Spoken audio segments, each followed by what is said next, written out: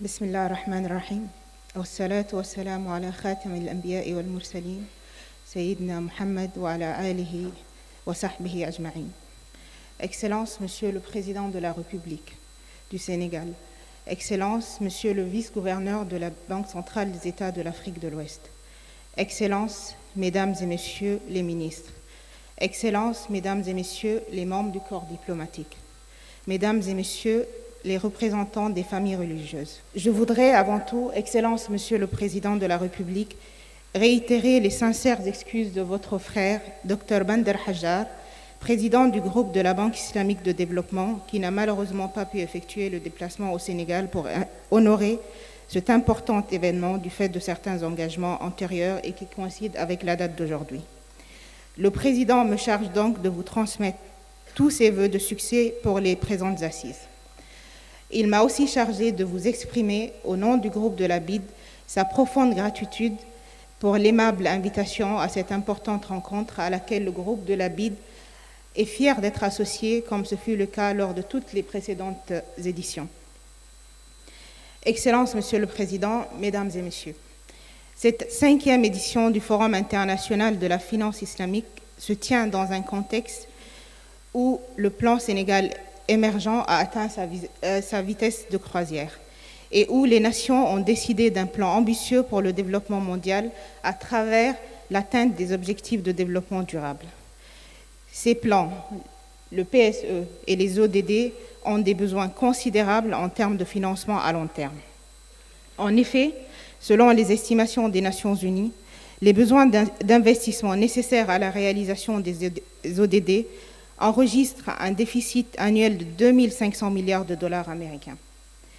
Outre le volume astronomique des fonds requis pour financer le développement durable, le problème principal réside dans la nécessité de disposer de ces fonds dans le long terme.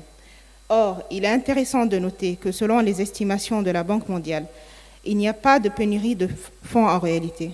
C'est juste que plus de 10 000 milliards de dollars américains sont investis en obligations à des taux d'intérêt négatifs, de même que 24 400 milliards de dollars américains sont investis dans des titres d'État à faible rendement. Et enfin, 8 000 milliards de dollars américains en espèces attendent d'être investis. Le problème ne réside donc pas dans le manque de fonds, mais plutôt dans l'allocation des fonds pour les investissements à long terme. D'où la nécessité de trouver d'urgence des moyens novateurs susceptibles de pallier la faible allocation des fonds pour les investissements à long terme et répondre, ce faisant, aux besoins ambitieux des programmes de développement. Les institutions internationales s'accordent d'opinion sur le diagnostic du problème. Il se traduit en l'occurrence par l'absence de facteurs de partage des risques et de participation au capital.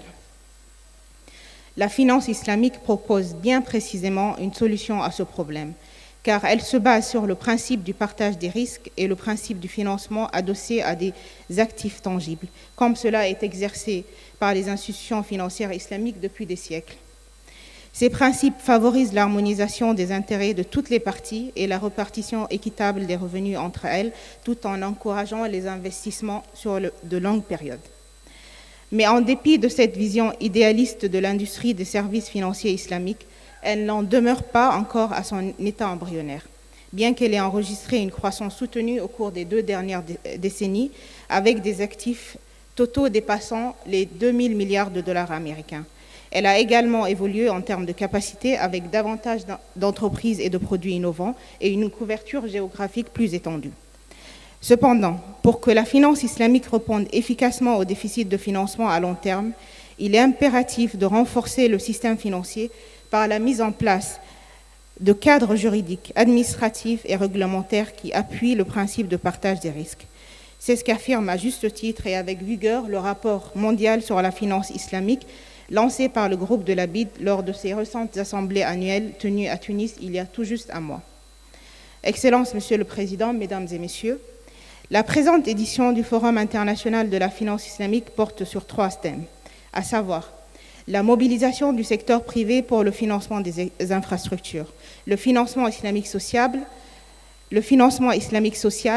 ainsi que l'implication des nouvelles technologies dans le soutien au développement de la finance islamique. Des thèmes très bien choisis. En effet, le secteur privé et les marchés de capitaux jouent un rôle central dans la mobilisation des ressources financières à long terme, y compris par l'implication des fonds de pension, des fonds souverains, des sociétés de gestion d'actifs, des fonds capital-risque et bien évidemment des sociétés d'investissement privées. La finance islamique joue quant à elle un rôle de catalyseur pour combler le déficit de financement des investissements à long terme, et ce en renforçant les politiques appropriées, en autonomisant l'infrastructure financière et en diversifiant les produits innovants. Nous avons vu comment un montage financier innovant, combinant des instruments de la finance conventionnelle et ceux de la finance islamique, ont permis le financement d'une infrastructure phare dans la région, comme le nouvel aéroport international Blaise Diagne, et nous osons espérer que d'autres projets d'infrastructures importantes, ici à Diamniadio et au Lac Rose, pourront s'inspirer de ce modèle.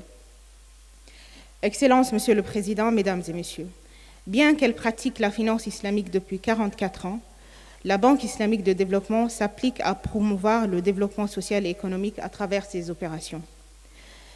Concernant donc le financement islamique social, la finance islamique comporte en elle-même des outils comme la zakat et le waqf qui permettent de répondre parfaitement aux besoins de financement des secteurs sociaux.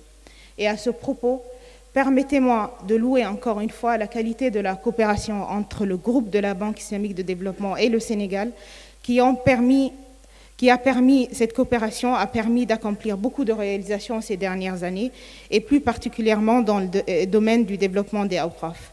Ces efforts ont par exemple abouti sur le vote de la loi sur le waqf en 2004 à l'unanimité de l'Assemblée nationale, à la mise en place d'une haute autorité du waqf et au projet de waqf pour la modernisation des daras.